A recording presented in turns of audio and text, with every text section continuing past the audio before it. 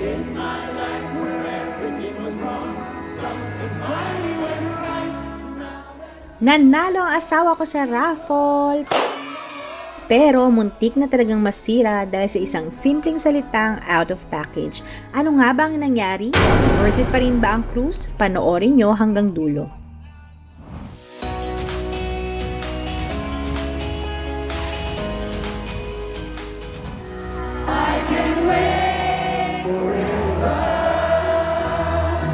After naming manood ng Air Supply concert, nakatanggap ang asawa ko ng tawag na nanalo pala siya sa raffle.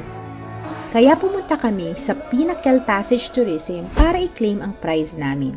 At ang nakuha namin ay isang Dow Cruise gift voucher good for 2 adults and 2 kids.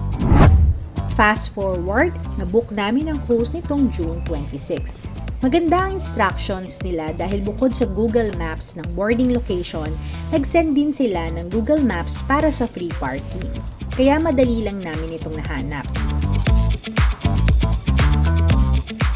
Dumating kami ng bandang 6:30 p.m. dahil 7 p.m. ang alis ng cruise. Isa sa naging advantage ngayong summer ay hindi puno ang cruise. Kami lang ang family at meron pang isang grupo ng 4 na Pinoy. Imagine sa isang cruise, 8 lang kami. Kaya sobrang relax ng experience. Pagpasok pa lang, may photographer na agad na kukuha ng pictures ninyo. Syempre, optional ito at may bayad. Pero dahil konti lang kaming sakay, talagang sinulit ni Kuya ang pictorial namin. Ang original price sana ay 25 dirhams bawat picture. Pero dahil 4 lang ang pinili ko at wala na rin naman siyang magagawa doon sa mga na-print niyang pictures na umabot sa 17 photos, binigay na lang niya lahat ng 120 AED, may 4 na folder o yung tinatawag nilang album, at ipapadala rin sa iyo ang soft copies sa WhatsApp. Hindi na rin masama kung gusto ninyo ng magandang souvenir.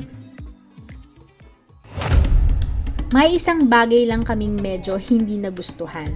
Akala namin kasama sa package ang drinks na inalok sa amin bilang welcome drinks. Hindi pala, yung water lang. So nung tinanong kami para sa gusto naming drinks, order pa kami ng sobra, 2 strawberry, 1 mango, 1 cocktail. At pagka-serve ni Kuya, doon niya sinabi na magbabayad kami through cash or credit card. At hindi talaga naging malinaw ang explanation niya ng out of package before niya i-serve sa amin ng drinks. Noong una nawala talaga kami sa mood at talagang pinipilit namin kay Kuya na hindi namin siya kukunin dahil wala sa budget namin ang pagbili ng extra drinks. Pero inintindi na lang namin si Kuya dahil baka naghahabol din sila ng sales at higit sa lahat ayaw naming masira ang magandang experience namin dahil grateful pa rin kami na nabigyan kami ng pagkakataong ma-enjoy ito bilang pamilya. At binigyan na lang kami ng discount ni Kuya na instead na 80 dirhams ang babayaran namin, ay binigyan kami ng discount na 7 dirhams kaya umabot na lang sa 73 dirhams ang binayaran namin. Habang umaandar na ang cruise, napakaganda ng timing dahil hindi na rin ganoon kainit. Mabagal lang ang takbo ng bangka kaya komportable lang at mas na-enjoy namin ang view ng Dubai Creek. Kasama rin sa package ang buffet dinner. Hindi man sobrang dami ng choices, sapat naman lalo na at halos 1 oras lang ang buong cruise.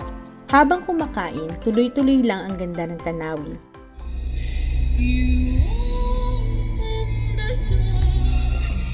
At may live entertainment pa na talagang nagdadagdag saya sa experience.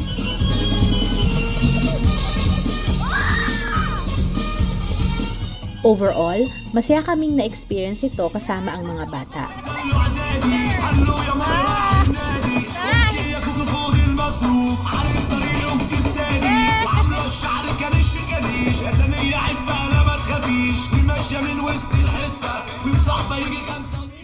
Minsan, hindi naman kailangang sobrang mahal para makagawa ng magandang family memories. At kung gusto nyo ring maranasan ang mga ganitong activities dito sa UAE o kaya naman ay balak ninyong bumisita, mag-business setup, kumuha ng self-sponsored visa o mag-explore ng opportunities sa Europe through our student, business, or digital nomad pathways, message lang kami sa COB Corporation. We don't just help people process documents, we help create opportunities and experiences for you and your family. See you in Dubai!